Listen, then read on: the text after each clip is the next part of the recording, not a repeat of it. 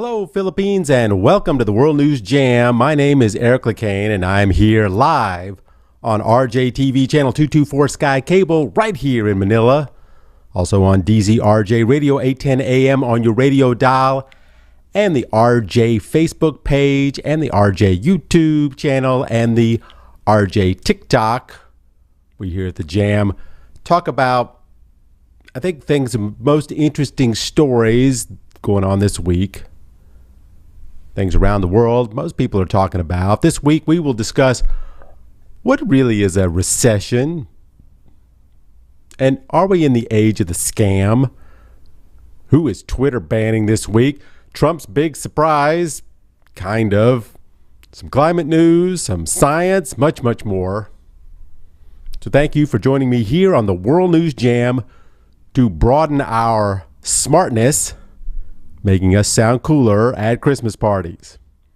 Speaking of Christmas, I can no longer make fun of how the Philippines is celebrating Christmas too far from the date because it's just a week away. I really knew it was Christmas last week when it took me 45 minutes to get a taxi and 2.5 hours to go 5 kilometers. Yes, it is the true Christmas season here in the Philippines. People are jamming into the malls. Mariah Carey sings her heart again. It's what seems like she's been singing for the past 100 years. But the important thing is that the people are back. Now, they are not unmasked yet. Right now, it is your choice to be masked or unmasked.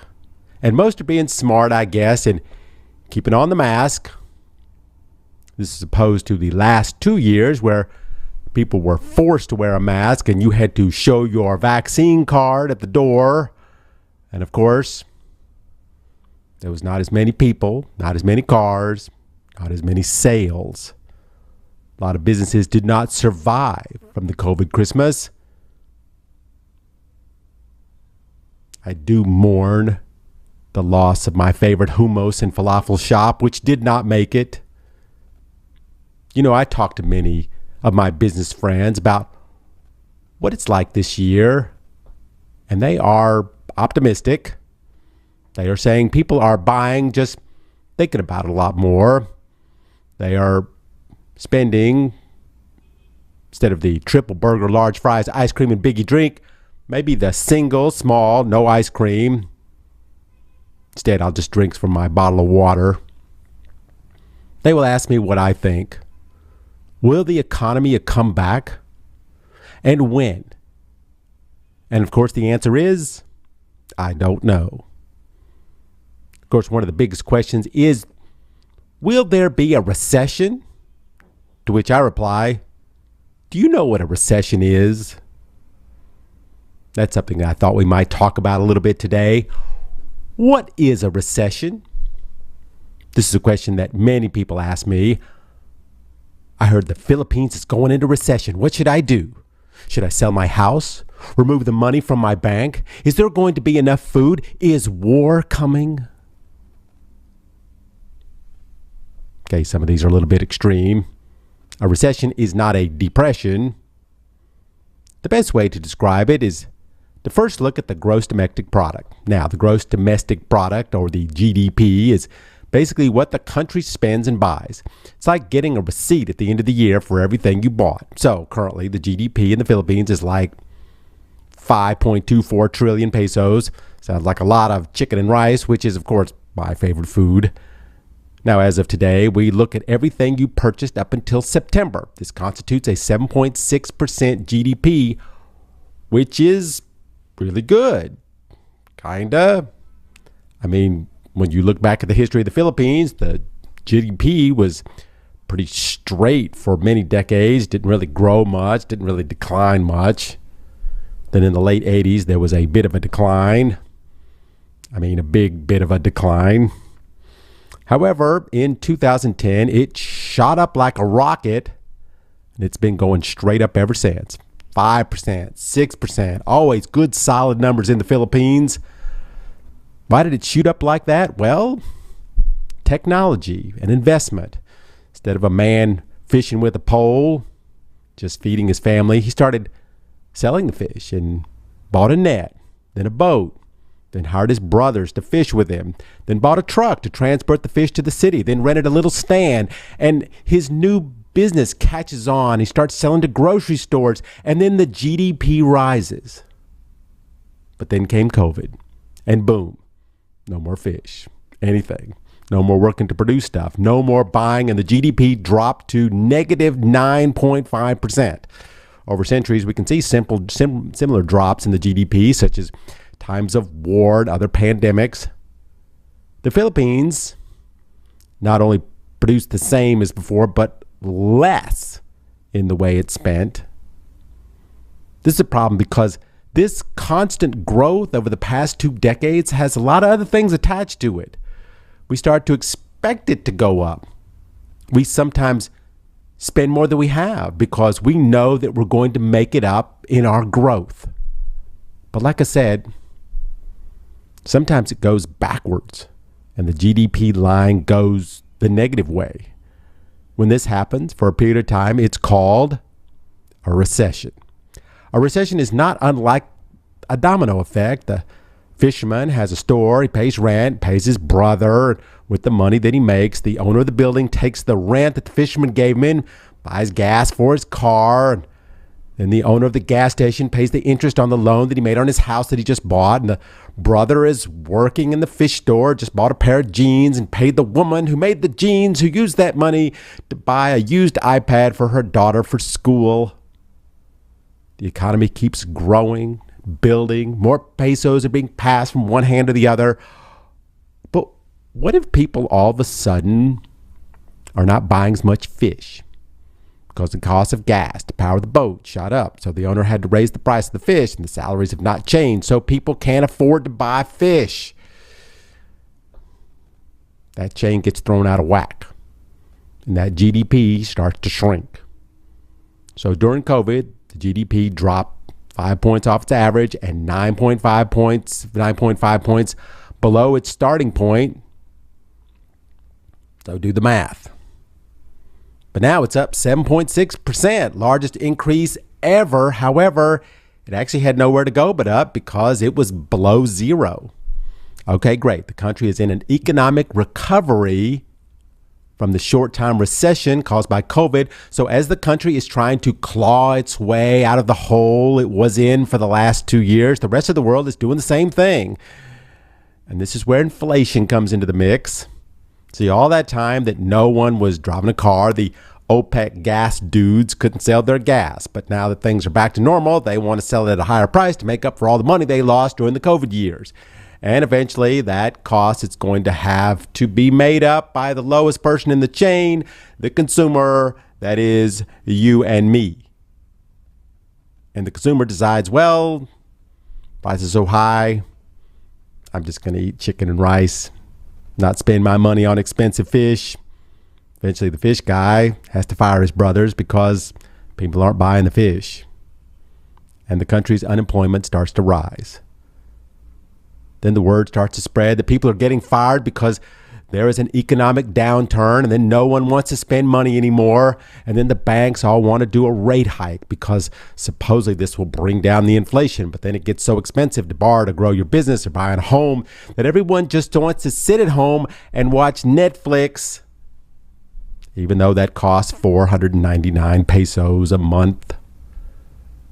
And then life reverts back to the olden days where you just grow enough food to feed your family. But instead of like the old days where the economy just stays the same, now it eventually shrinks.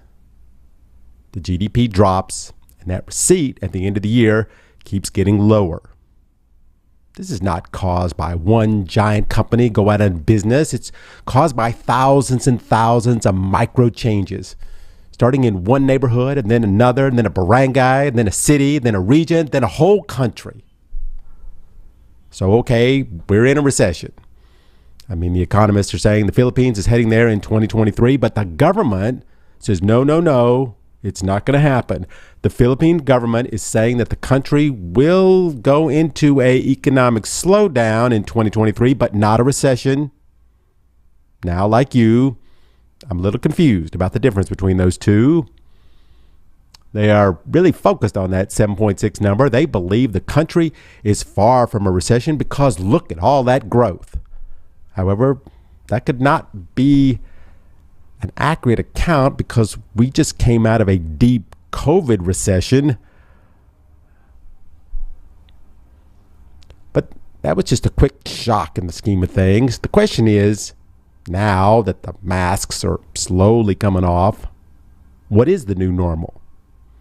In a survey that was recently released, it said that 2/3 of people in the Philippines believe a recession is here now and things are going to get worse.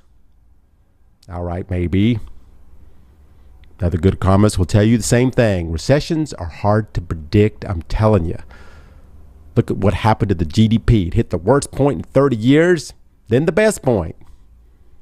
Then inflation hit, and the worst in 14 years in just November. So I'm not sure where this is all going. The best thing I can say is if you're thinking of buying those 5-inch heel shoes with the glitter on them, maybe hold off till we see where this really is going. Nice flat pair of nursing shoes may not look as good, but gets the job done.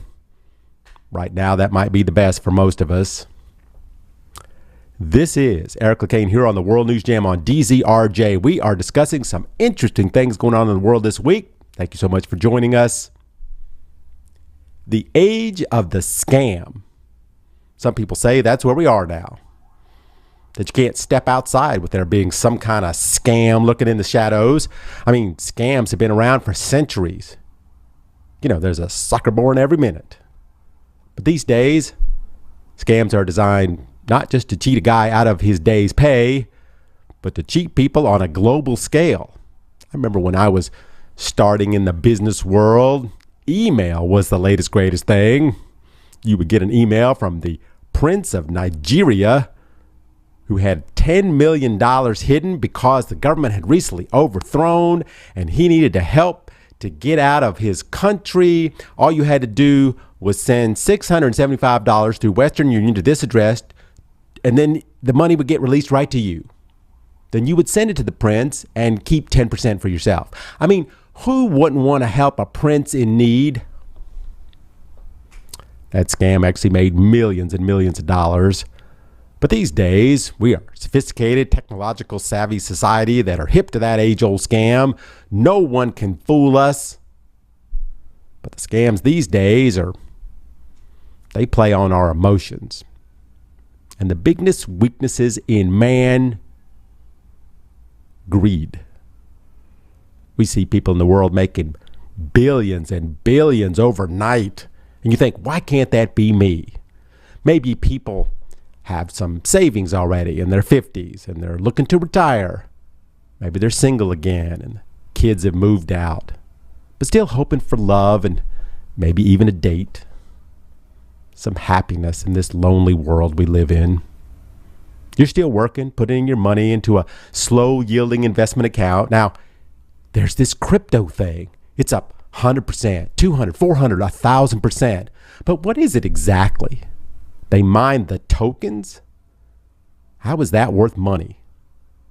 You see the values going up. You look into it, but it's just so complicated. You can't do it. Then you get a message from someone on Facebook that you don't know. However, they seem to have a mutual friend of yours, so you reply. They seem to have all the likes and desires that you have, even though they are from a foreign country, usually Singapore. You start to get to know them, send pictures back and forth. Then you start telling of how they got into crypto trading and how much money they made. They trust you a lot, so they allow you to see their secret account. Wow, it's amazing how much they made. They say, hey, you know what? I will teach you how to do it. They will send you all the links to the software. I mean, it's a major trading platform. You're still unsure, so they send you some money to your crypto account just to show you it's real. Then more info on how to transfer cash to your new crypto account. However, telling you don't put in too much until you are comfortable. So you put in a little and you watch it. It's a major platform that you downloaded. Starts going up and up. The person is messaging you every day, being a part of your newfound wealth and happiness. Now, you can't video chat with them because there's a problem with the phone or the app. But they send you pictures and you're getting closer, talking about the crypto you own. So you invest more and your returns are even higher. So you add more money and more money and you watch it moving up. You made 26% the first month. You made 40% in the second month. You are falling in love with this person. But then you need some extra money for your kids' college, so you go to retrieve some. But when you try, you get a notice that said you need to send more money to get your money out. When you ask your new love, they say, oh, it's nothing. Just pay the finance fees. And besides, you have so much now, so you pay the fee. Then another notice comes that you must wait 30 days and you must pay a fee to keep your account from being closed. So you pay the fee. And you ask your love, what's going on? And they say, oh, it's just normal part of the procedure. You ask if you can please have a video chat with them. Then one day you're blocked. But, phew, I can still see the money I have in my account. But then it dawns on you. You're trading on a very popular platform, but the crypto you're trading is from where exactly? After a time, you realize the entire thing is a scam. The platform is real. The account was real. The crypto you bought is not. So what do? Do you go to the police? Do you go to a lawyer? Do you go to where? You already paid the initial fees. You invested your money many times. You paid the withdrawal fees. But worst of all, you fell in love. The Philippine National Police have made multiple arrests over 2022. Sometimes huge call centers set up with hundreds of cheap computers, just go on Facebook and dating apps just to look for single people to reply. They know how to set up accounts on major well-known platforms and how to make it look exactly like the real thing. This is where we are now. Scams have gone to the next level. In fact, sometimes in the world of crypto, you'll be on one of the world's largest trading platforms in the world and still you're in the middle of a scam. Sometimes it's really hard to tell the real from the not real, which is why we're going back to talking about Sam Bankman-Fried, that guy we have been talking about on the show quite a few number of times, who I couldn't understand why he wasn't arrested. Well, Sam was arrested this week. Conspiracy to defraud, using customer deposits to invest in other companies, buy lavish real estate, and donate to politicians. His scam, as many have called it, is slightly different than the one we just talked about. However, not really that different. I mean, Sam owned the second largest trading crypto platform in the world. You can get an account, you can invest your dollars or pesos, you can buy crypto, and you can watch the platform. You can watch your account. You can see your crypto there in your account, but is it really there? So let's recap. Sam really owned two companies, FTX, a crypto trading company, and Alameda, an investment company. FTX made money by it's a change fee for every trade. Alameda was a hedge fund to invest your money or your crypto. They make a percentage on what they make from the investor. Okay, seems fine. However, there's a problem. Alameda was really a customer of FTX.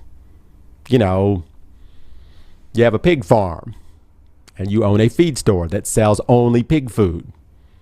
By owning the pig farm, don't you think that you will have a good rate with the pig feed store? Of course, because you own both. Now, the government said that the feed has to be so much as not to mess up the feed market. In other words, if a Chinese company can't come in and with a low rate of feed, mess up the local business owners. But you know, if you own both, it might be hard for the government to regulate you like they do everyone else. Now, I know what you're saying. Isn't the stock market and the banks very much like this? The answer is, well, yeah. Which is why banks, hedge funds, and investment firms have to be so regulated now. However, in the crypto market, who's regulating who exactly? Okay, FTX is like a bank, really. You keep your crypto there and you trade it and exchange it, but it's there. It's in your account.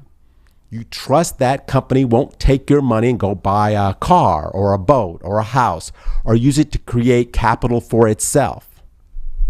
Now, the car, boat, and house we can understand easily. However, create capital for itself?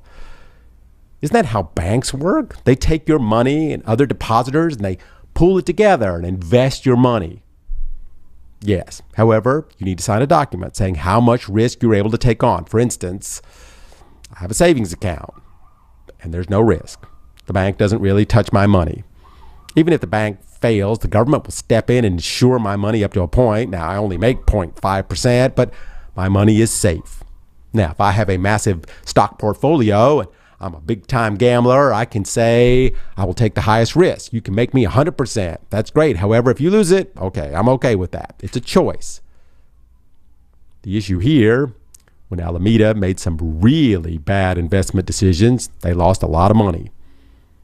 But they made it look like they still had money by borrowing money from the depositors in FTX.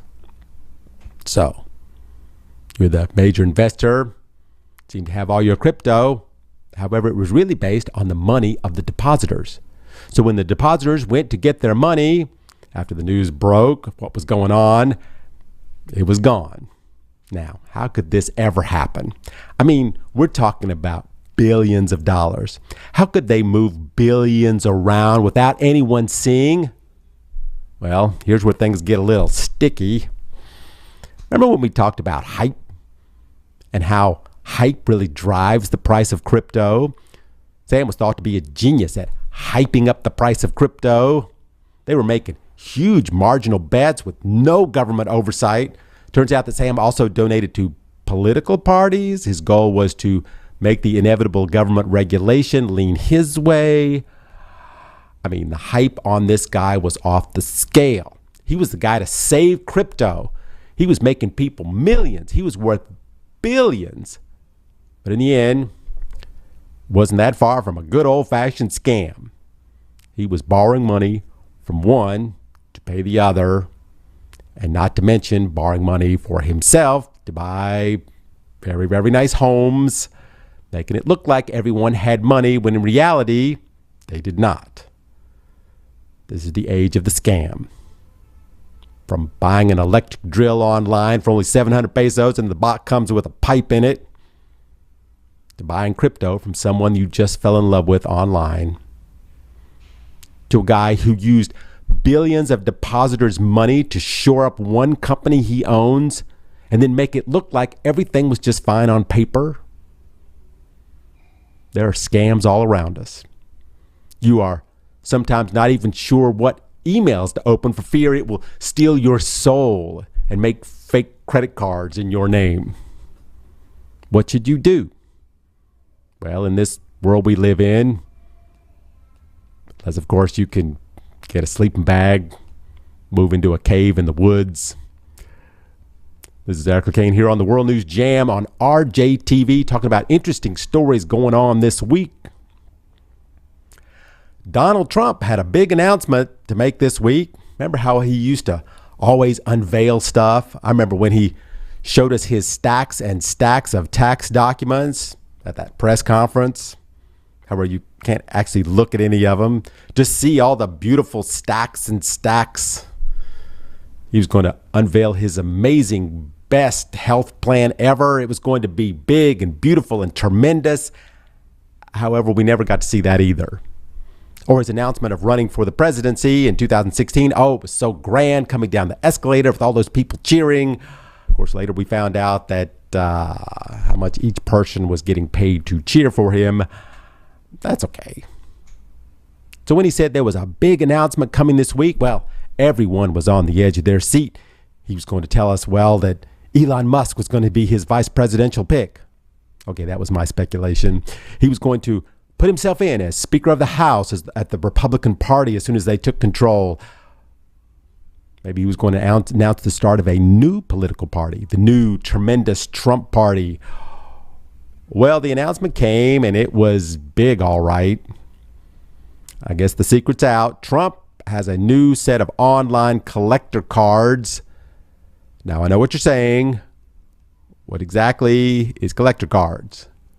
Well, actually, they are NFT trading cards. Now, of course, NFT stands for non-fungible token. And again, what is a non-fungible token? Well, in a nutshell, it is a piece of online art or piece of music of which you own the master copy. So, the Trump card is a copy of the master print, which I guess Trump owns. The pictures are of Trump's head photoshopped on the body of a picture, such as an astronaut with sunglasses, or a superhero with lasers coming out of its eyes, or a NASCAR driver, or a cowboy, or even standing next to the Statue of Liberty, in which he seems to have taken her torch and is holding it himself. The initial offering was 45,000 limited edition cards at $99 each. Trump gave a speech in which he claimed to be the greatest president ever, better than President Lincoln, President Washington, and that you should buy this incredible artwork, which is a representation of his life. Now, I'm not going to tell you how utterly ridiculous this all sounds, but the thing is that NFTs, which were once thought to be a profitable part of the crypto market, are now thought to be just another scam. I mean, I'm not sure that right now is the best time to try and push NFTs. But during the speech, Trump, at the announcement, he said that with each purchase, you are registered to win a free dinner with him, or a possible round of golf, or even a personal Zoom call. He goes on that this is going to make a great Christmas gift. Now, I'm not sure who would think this is a great Christmas gift. A picture of Trump's head photoshopped on a Superman-looking character with lasers coming out of his eyes. And here's the thing. You don't even really get to choose which one you get. They actually choose which Trump character you will receive.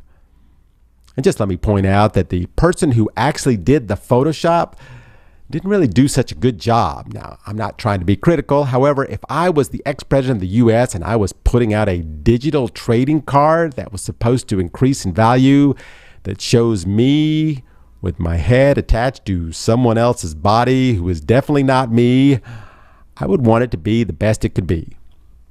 I mean, he's supposed to be very rich, right? Although because of the release of his tax returns, well, I guess that's under debate. But the thing that has me scratching my head is I know that Trump did not come up with this idea. So who did?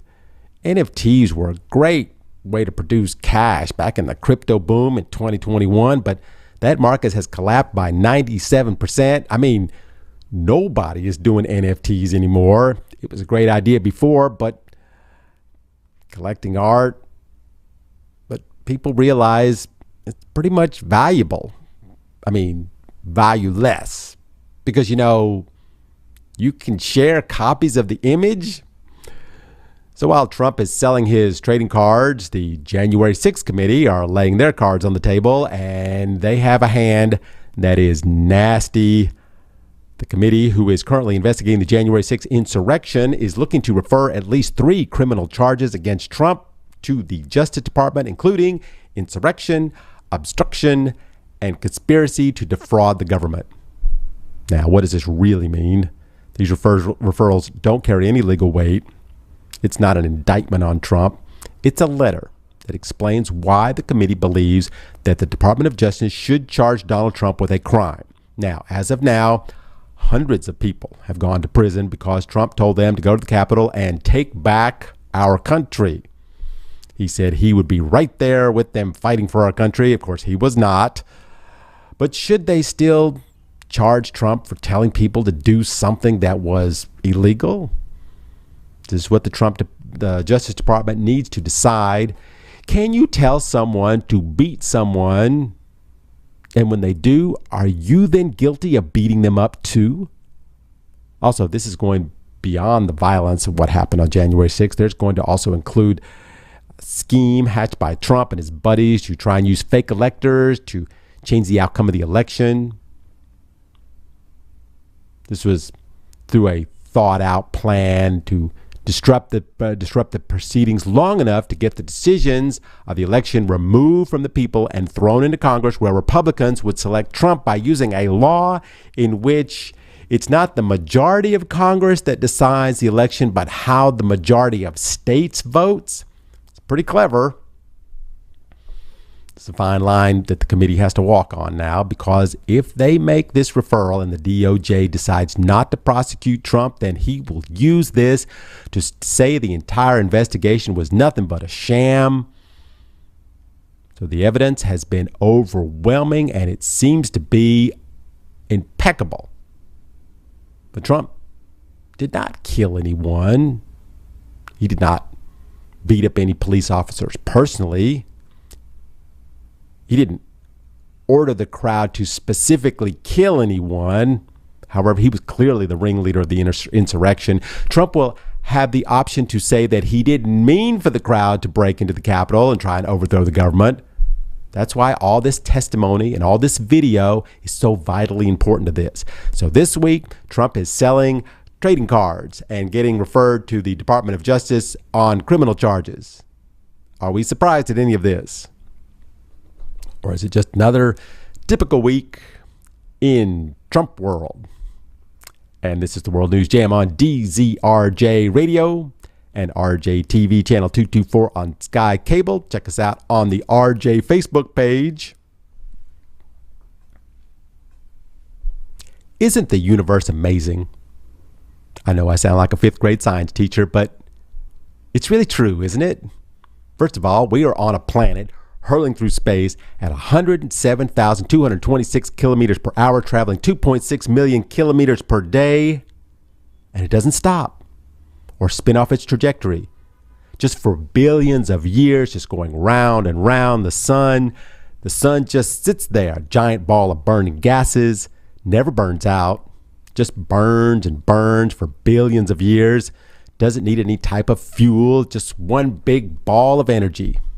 How is that even possible? Now, think of how much energy the Earth receives from the sun. That's just 1/1000th of what it sends out. And 34% of that is reflected back into space. The Earth needs that energy to heat in order for things like us to survive. However, in order for us to make stuff, heat our homes and drive our cars, we need to make our own energy. To do that, we need to burn stuff like oil and gas. That's okay. However, when we do it, it leaves behind a byproduct, and that's something called pollution. Now, the sun produces energy on a much greater scale. However, no byproduct, no excess smoke and carbon. It sends out energy to the whole solar system. No pollution, carbon emissions, nuclear waste, just nice, clean, pure energy, also known as nuclear fusion. So why don't we just do that? Just create nuclear fusion like the sun, and then we won't have all these problems like we do with oil and gas. Well, we've been trying to figure this out for a long time. Back in the 30s, someone came up with the idea that it was possible, and in the 50s, the US and the USSR started working on it. They both had generators that were designed to fuse atoms together just like the sun.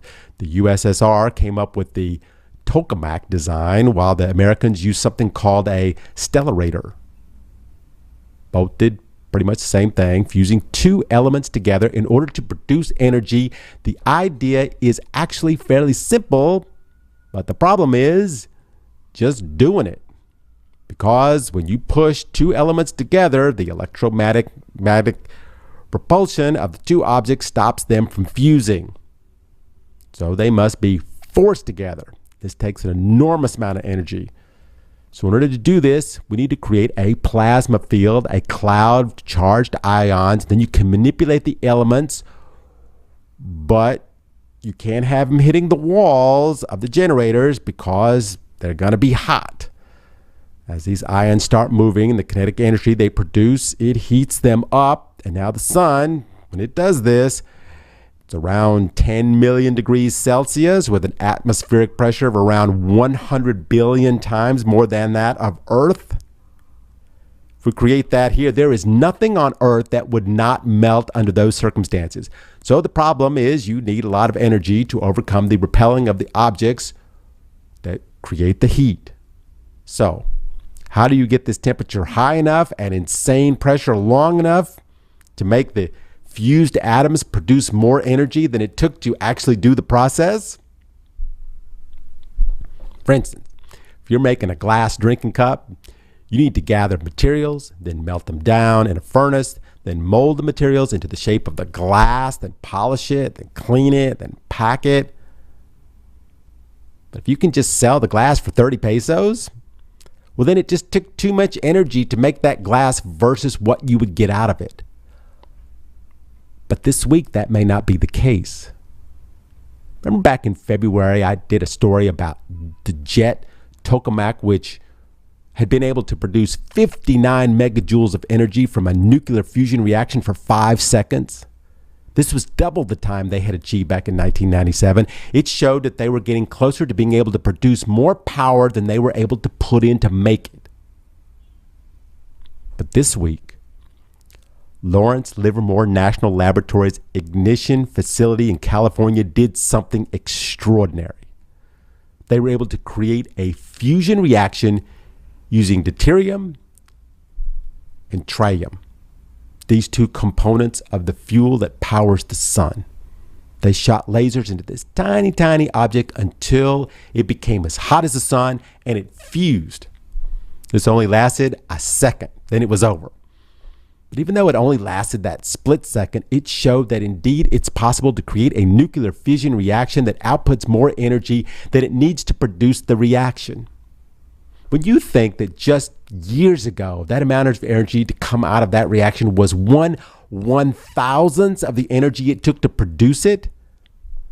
I mean, this wasn't the first time scientists have seen fusion. However, it was the first time that they broke even. Well, kind of.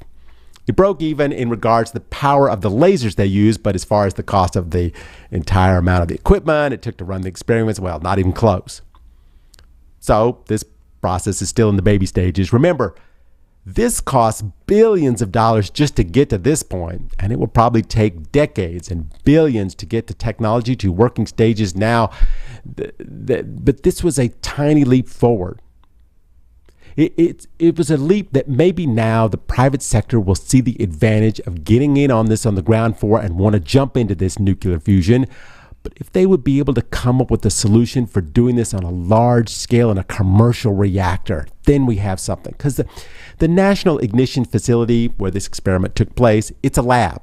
Granted, it is a freaking big lab, but it was not supposed to ever be a commercial power plant. It's a place to develop a technique for lasers to induce fusion. Fusion, in theory, can power an entire city on just the fusion itself. No fuel ever needed. It can light it up forever. Imagine never having to ever burn oil or coal ever again. All cars would be electric. All planes would be electric. You could have spaceships that can conceivably run for 1,000 years and never run out of power. This would be a massive leap into the future. The problem is the vision.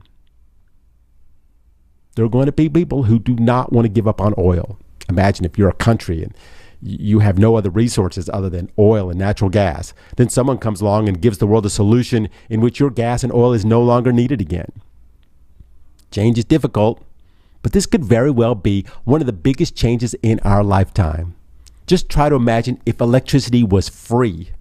That one tiny little fusion reaction can power a city with no emissions. Isn't that crazy amazing? Who knows, maybe one day we can even go back to the future.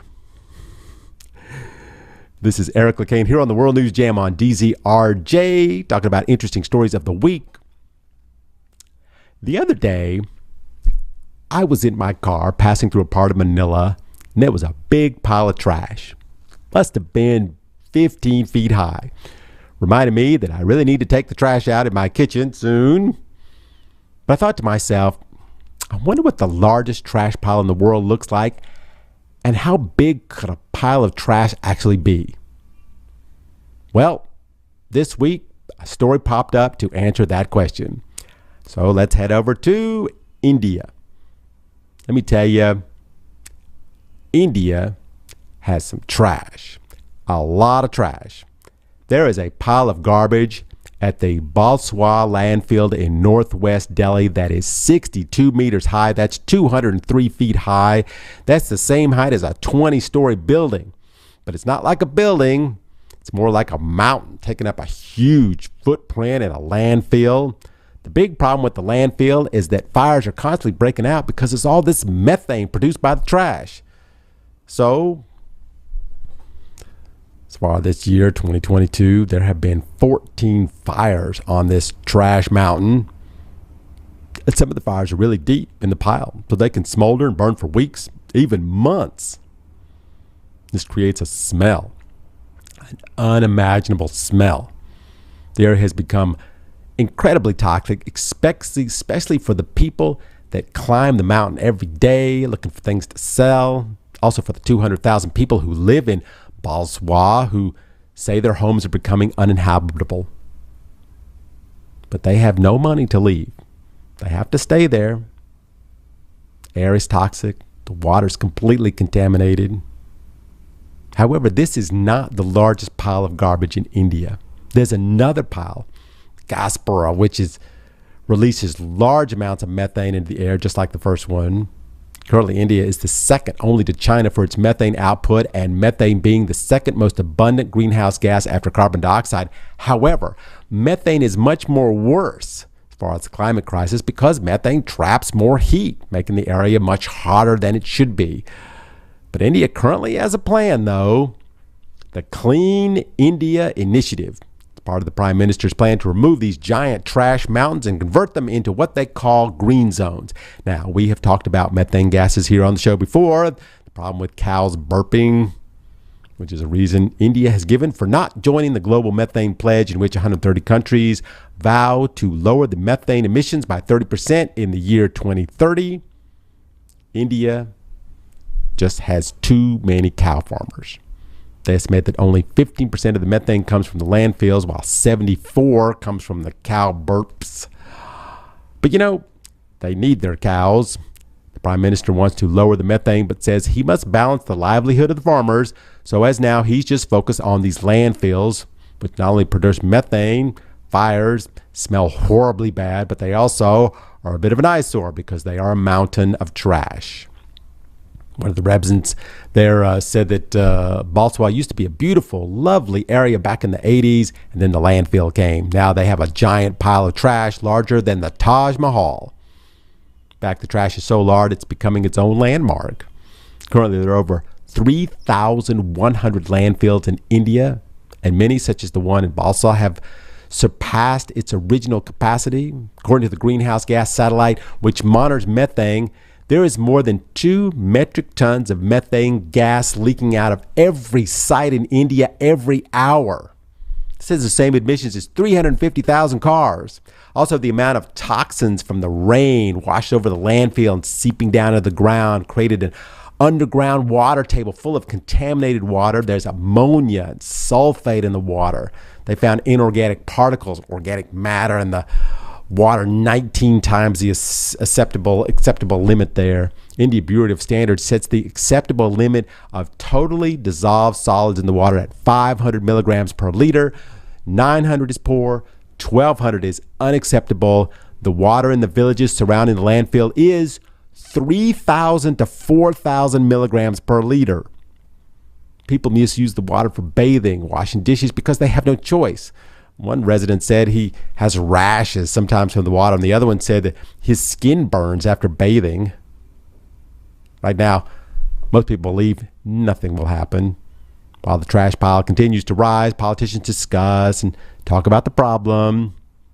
There are fines continue to be levied on the government and the companies, but it doesn't really seem to make a difference. I mean, if you're getting rid of some trash, it's not that hard, but trying to get rid of 1,000 tons while you are dumping 2,000 tons doesn't work. When you have that much garbage to clean up, where are you going to put it?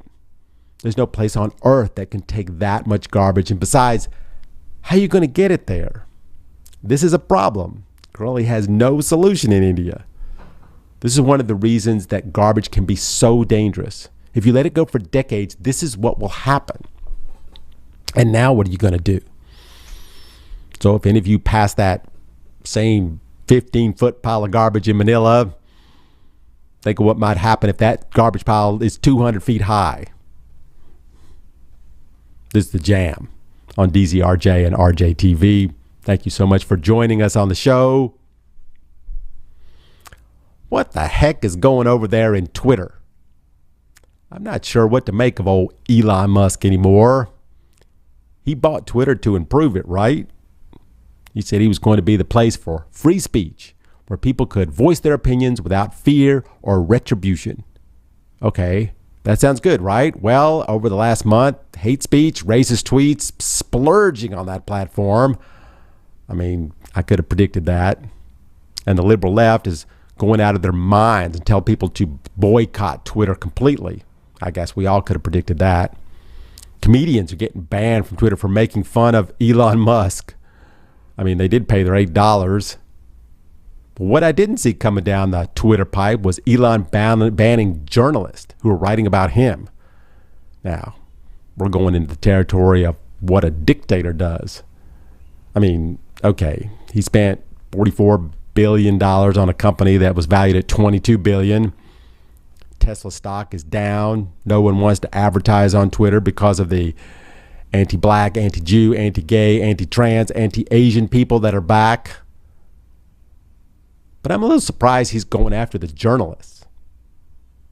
I mean, he must have known that the moment he banned them from Twitter, people are going to be screaming hypocrisy from the rooftops.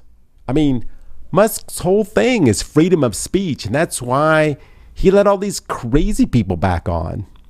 But he's banning journalists based on the account that gives out publicly accessible news anyway. You see, there's an account on Twitter called Elon Jet. It tracks everywhere in the world that Elon's private jet might be. Now, is this an invasion of privacy? Maybe yes, maybe no. I mean, all they are doing is just telling everyone where the jet is. The jet that holds the richest man in the world, or I guess right now the second richest man in the world.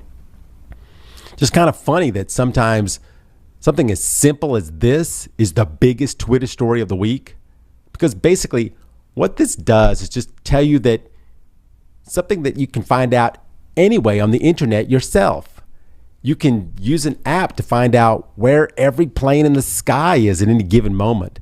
Elon says that it puts him and his family in danger by telling the world what everyone could find out for themselves anyway. But the thing is, the journalists from the New York Times, CNN, the Washington Post were just forwarding the address of the account Elon Jet. And for that, they were suspended without notice. This was not a violation of Twitter's policy until this happened. And then there was a sentence added that says Twitter now prohibits live location information. Now, the Society for Advancing Business Editing and Writing said that Twitter's action violates the spirit of the First Amendment and the principle that social media platforms will allow the unfiltered distribution of information that is already in the public square. I mean, they mentioned that the site that tells you where all aircrafts are in the world, and that is violating free speech. When asked about this, Musk said, if you dox, which dox, by the way, is giving away someone's location, well, you're suspended. End of story. But dox really refers to malicious intent. Is giving out Musk's jet location malicious? Or is it just kind of funny? And this is interesting. Musk this week dissolved the Twitter Trust and Safety Council. This is the group within Twitter that addresses hate speech, self-harm, child exploitation. Musk had said before that his priority was address child exploitation on Twitter. So what do you think has happened on Twitter? The mountains of misinformation, hate speech now are exploding, and major sponsors are leaving the platform in droves. Musk is making people pay $8 to $11 a month to be verified, but that will never make up all the amount of lost advertising.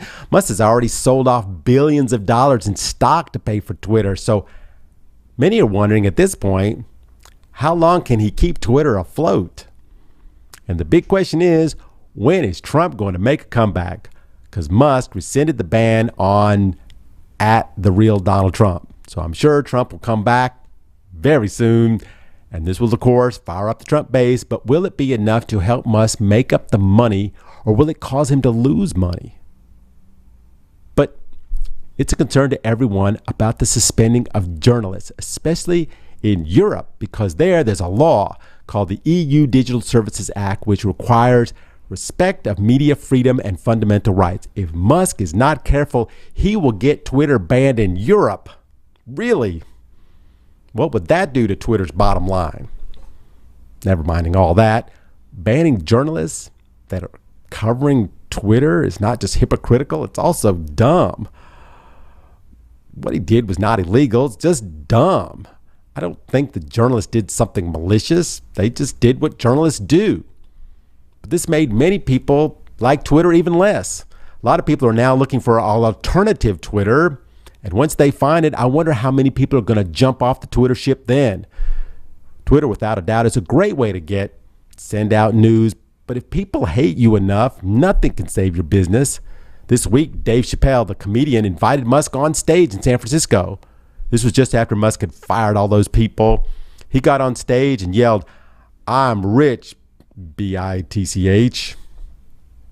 Well, everyone started booing. Chappelle said it sounded like some of the people you fired are here in the office, here in the audience. Musk tried to speak, but Chappelle stopped him, saying, "Don't say nothing. You hear that sound, Elon? That's the sound of civil unrest." Musk said later that it was really cheers they were hearing, not boos, although the word people was using was boo.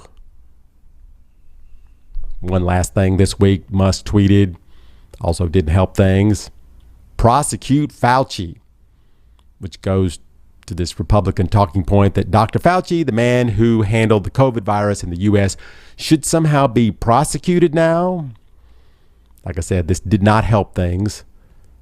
I can't predict what will happen to Twitter, but I can almost be sure that somewhere out there right now, someone is working on a replacement. And if that replacement doesn't suck, Twitter could be in some serious trouble. A site that is valuable as the people that use it. And that $44 billion company won't be worth very much if no one is around to use it.